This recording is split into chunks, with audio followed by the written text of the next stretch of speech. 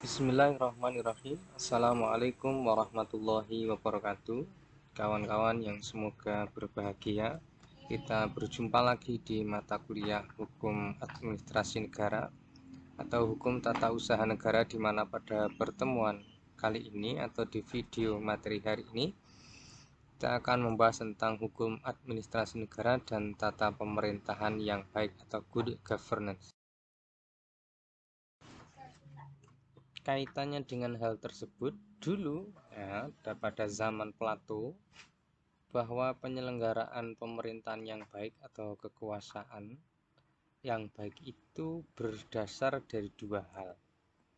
Pertama kali diungkapkannya adalah bersumber dari personal, bahwa kekuasaan yang baik atau penyelenggaraannya bertalian erat dengan manusia yang memegangnya. Oleh karenanya dibutuhkan seorang yang arif dan bijaksana agar hal tersebut menjadi kenyataan, sehingga Plato mengusulkan agar negara itu menjadi sebuah pemerintahan yang baik dipimpin oleh seorang filosof. Tapi kemudian hal itu seperti tidak mungkin ya, sehingga kemudian muncul gagasan yang lain, yang kedua, yaitu bukan berdasarkan kekuatan personal semata-mata, tetapi yang lebih penting daripada itu adalah terwujudnya sistem. Ya, sistem yang kemudian menciptakan penyelenggaraan kekuasaan atau pemerintahan itu menjadi baik. Nah, sistem itu berkaitan dengan adanya hukum yang menjadi pedoman penyelenggaraan kekuasaan atau pemerintahan tersebut. Nah, tindakan negara atau pemerintah itu bisa dilihat dari dua aspek. Pertama, pengaturan, dan kedua adalah pelayanan, di mana kedua hal tersebut harus sesuai dengan mekanisme hukum yang berlaku. Nah, disinilah kemudian peran hukum administrasi negara atau tata usaha negara sebagai alternatif atau cara untuk menuju ke arah tata pemerintahan yang baik. Nah, di slide ini kita akan membahas tentang good governance. Apa sih yang dimaksud dengan tata pemerintahan yang baik, atau kadang-kadang diartikan dengan tata pemerintahan yang layak, di mana istilah ini mulai populer, muncul dan berkembang pasca berakhirnya Perang Dingin.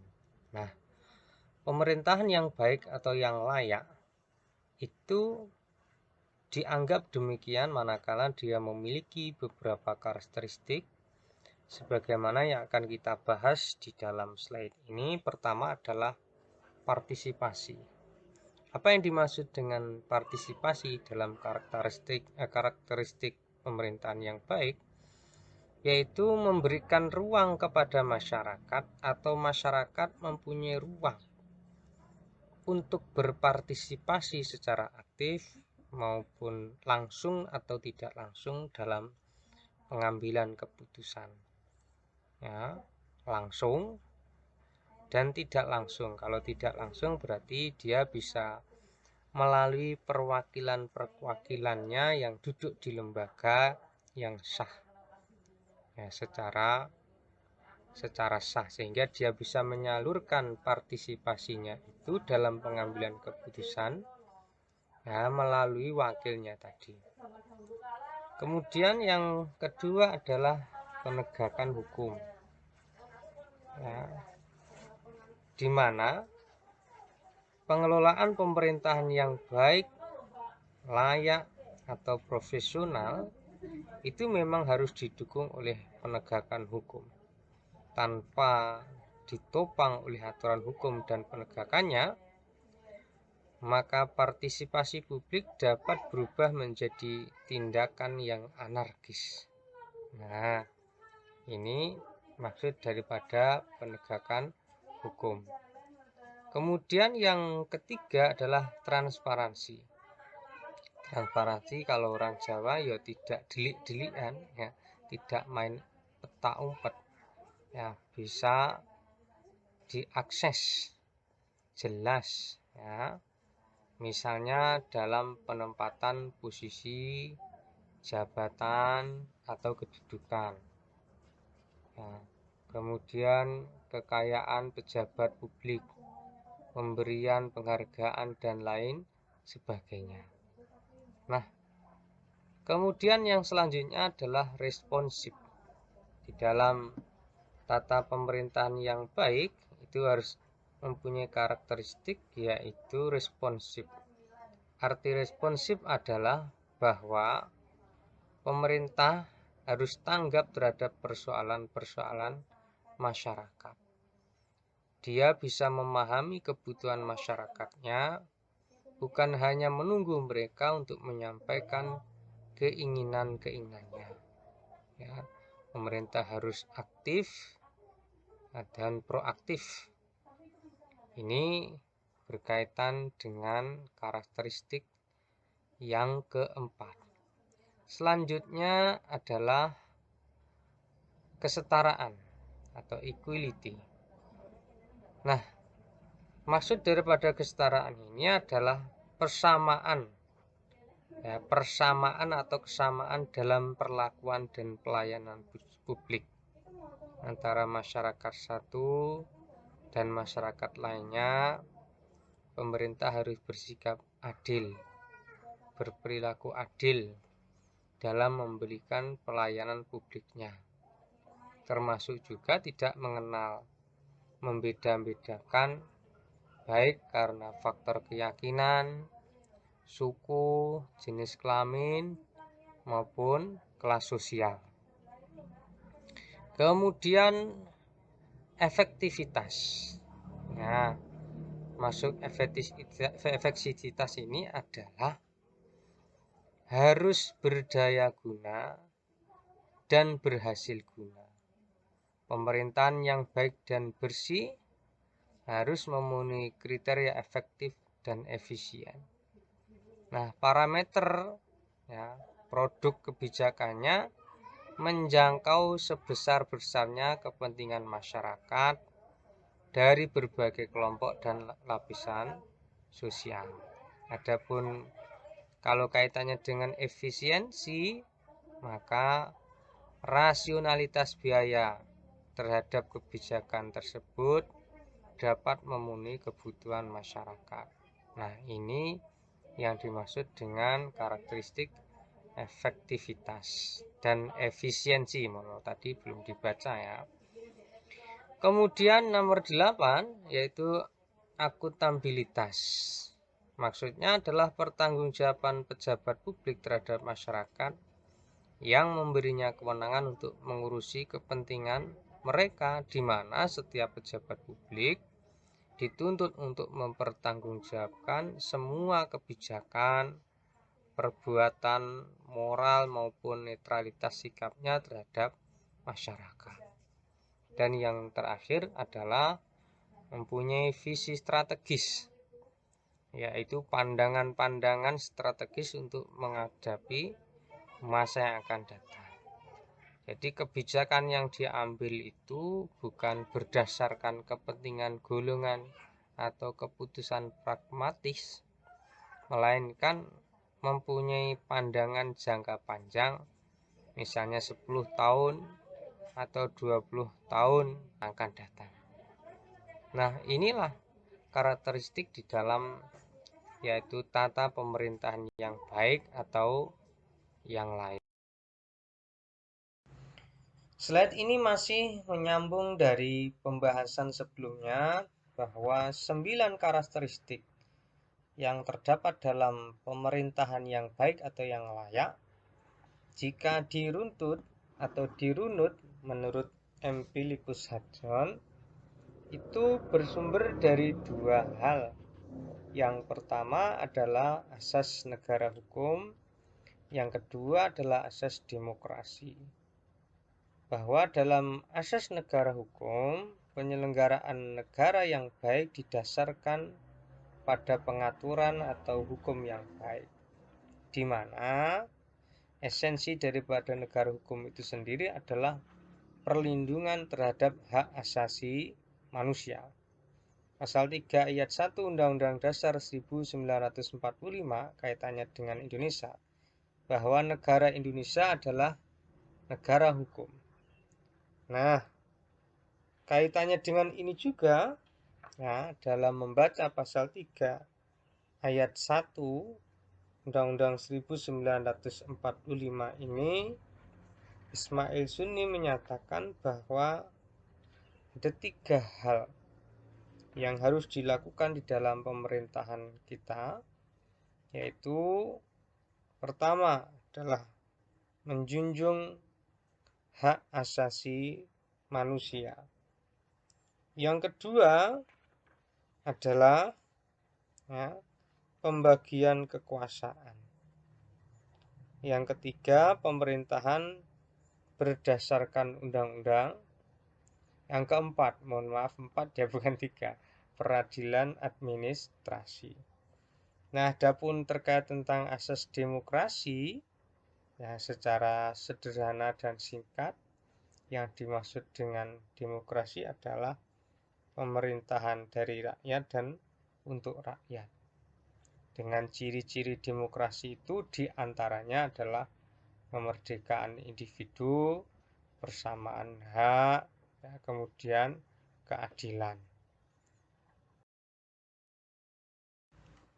Nah, jika di slide sebelumnya tadi kita membahas atau menyampaikan secara singkat dan sederhana tentang karakteristik pemerintahan yang baik, maka di sini kita akan sampaikan tentang asas-asas umum pemerintahan yang baik, di mana asas yang digunakan yaitu kepastian hukum, ya, harus mempunyai kepastian hukum. Kemudian juga kemanfaatan, ketidakberpihakan, kecermatan, tidak menyalahgunakan kewenangan, keterbukaan, ya, mendahulukan kepentingan umum, pelayanan yang baik, dan asas-asas umum pemerintahan yang baik lainnya sepanjang dijadikan dasar penilaian hakim dalam putusannya. Nah, asas-asas umum pemerintahan yang baik maksudnya adalah, ya, hal-hal yang dijadikan sebagai dasar dan tata cara dalam penyelenggaraan pemerintahan. Nah, adapun pengertiannya atau penjelasannya, mohon maaf. Yang pertama, kepastian hukum.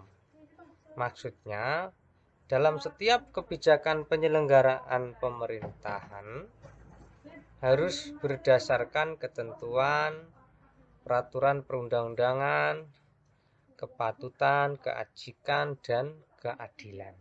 Nah, ini maksud daripada asas yang pertama. Yang kedua tentang kemanfaatan, bahwa harus diperhatikan manfaat, ya, secara seimbang antara kepentingan individu satu dengan individu yang lain, kepentingan masyarakat, dan seterusnya. Kemudian asas ketidakberpihakan adalah asas yang mewajibkan badan dan atau pejabat pemerintahan dalam menetapkan atau melakukan keputusan atau tindakan dengan mempertimbangkan kepentingan para pihak secara keseluruhan dan tidak diskriminatif.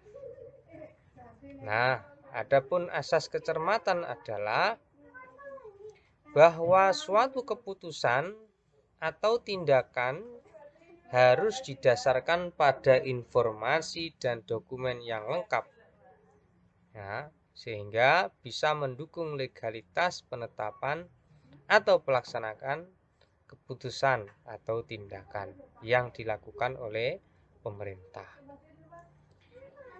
Asas yang kelima yaitu tidak boleh menyalahgunakan kewenangan. Maksudnya, tidak boleh menggunakan kewenangannya untuk kepentingan pribadi atau kepentingan yang lain yang tidak sesuai dengan tujuan pemberian kewenangan tersebut. Kemudian maksud daripada asas keterbukaan adalah asas yang melayani masyarakat untuk mendapatkan akses dan memperoleh informasi yang benar, jujur, tidak diskriminatif dalam penyelenggaraan pemerintahan. tentu dengan tetap memperhatikan perlindungan atas hak asasi pribadi, golongan maupun rahasia negara. Nah, asas kepentingan umum yaitu asas yang mendahulukan kesejahteraan dan kemanfaatan umum dengan cara yang aspiratif, akomodatif, maupun selektif. Nah, ini penjelasan terkait tentang asas-asas umum pemerintahan yang dalam praktik penyelenggaraan pemerintahan yang baik, sebagaimana juga tadi disinggung di dalam asas-asas pemerintahan yang baik atau yang layak, ada dua hal yang sangat perlu diperhatikan, yaitu larangan penyalahgunaan wewenang, ya, di mana penyalahgunaan wewenang itu bisa ditinjau dari tiga parameter, tiga hal atau tiga aspek. Pertama, asas spesialitas atau asas yang berkaitan tujuan dan maksud. Apakah terjadi penyalahgunaan wewenang atau tidak? Jika menyimpang dari tujuan pemberian wewenang tersebut, maka perbuatan itu dikategorikan sebagai penyalahgunaan wewenang. Yang kedua adalah legalitas. Apakah dia mempunyai legalitas atau tidak di dalam melakukan atau menggunakan wewenangnya, ya, baik yang bersifat atribusi maupun delegasi. Nah, kemudian yang ketiga adalah phrase emerson. Ya, maksudnya adalah hal-hal yang dilakukan oleh pemerintah terhadap situasi dan kondisi yang mendesak sementara peraturan atau perundang-undangannya belum ada. Ini parameter dalam mengukur apakah wewenang yang digunakan oleh pemerintah itu menyalahi atau tidak. Dia melakukan penyalahgunaan wewenang atau tidak. Kemudian yang kedua adalah larangan sewenang-wenang. Sewenang-wenang itu zalim kalau bahasa mudahnya. Parameternya, tolok ukurnya adalah rasionalitas. Artinya kebijakan-kebijakan yang dilakukan oleh pemerintah itu bisa masuk akal atau tidak. Secara rasio bisa dipertanggungjawabkan atau tidak. Nah, di slide ini kita masuk kepada tindakan pemerintah dalam negara hukum. Yang dimaksud dengan tindakan ini adalah tindakan hukum pemerintahan, ya, yang dilakukan oleh badan atau pejabat tata usaha negara dalam rangka melaksanakan urusan pemerintahan.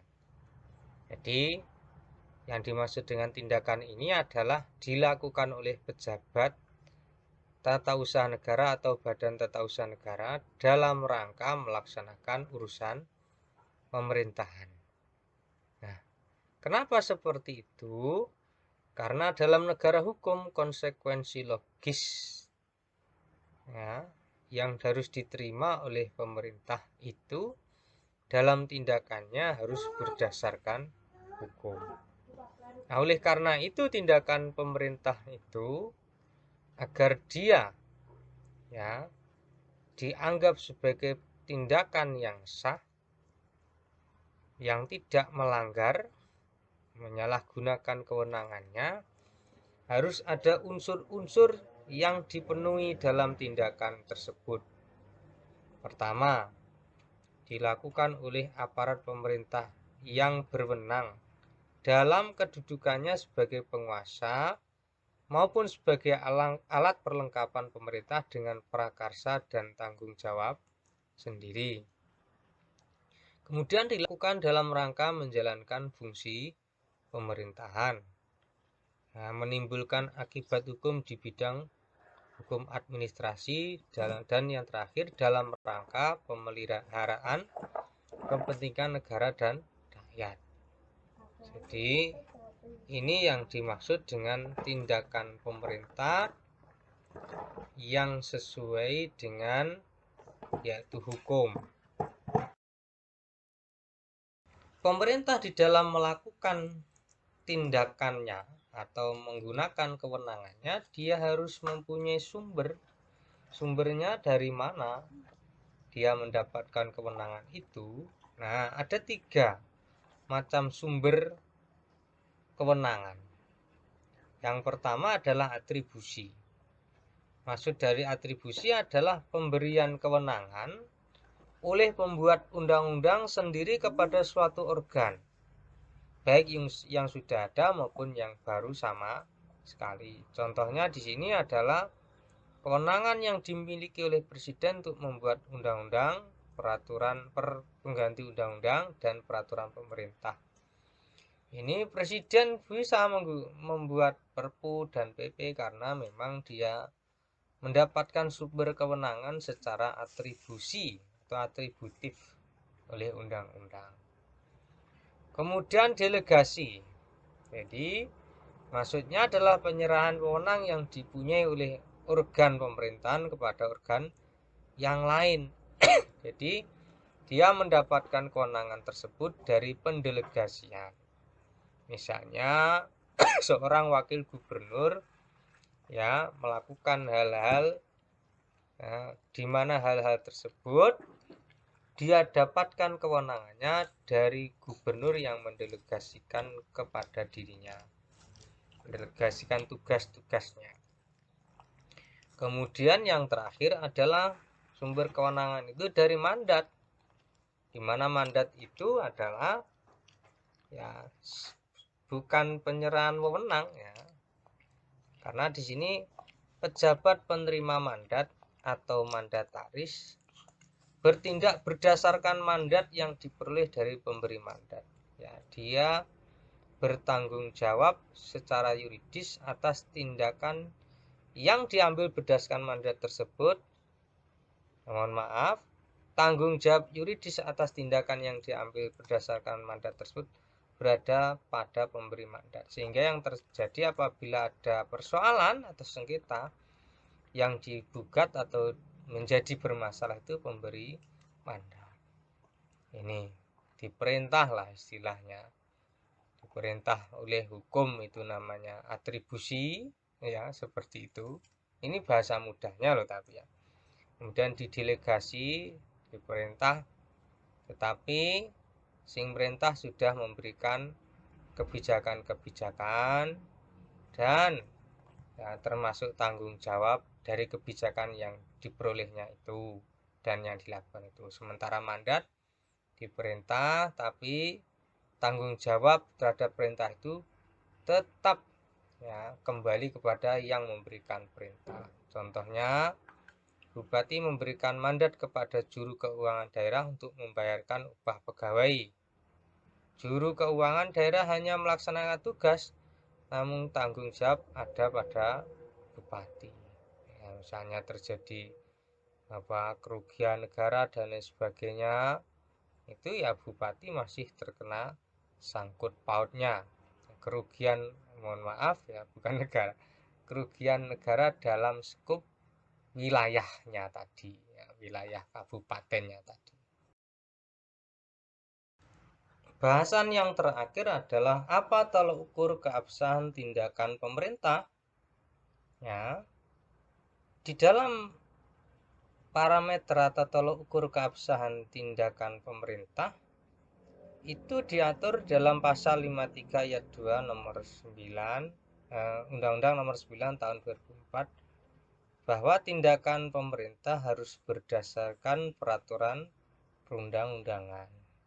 Jika tidak, maka tidak sah. Kemudian juga harus memperhatikan asas-asas umum pemerintahan yang baik. Ada 2 hal yang menjadi titik poin penting dalam tindakan pemerintah. Nah, kaitannya dengan itu, Pemerintah dalam menggunakan wewenangnya, ya, dia tidak boleh mengindahkan 5 norma. Pertama, berdasarkan peraturan undang-undang ini penjelas ya, penjelas. Kemudian larangan penyalahgunaan wewenang, larangan bertindak sewenang-wenang, bertindak sesuai dengan norma kepatutan, dan wajib memberikan ganti rugi atas kerugian yang ditimbulkan oleh tindakan. Nah, kawan-kawan, mungkin hanya itu ya yang mungkin bisa saya sampaikan di pertemuan video kali ini. Tentu sekali lagi banyak kekurangan-kekurangan yang harus disempurnakan.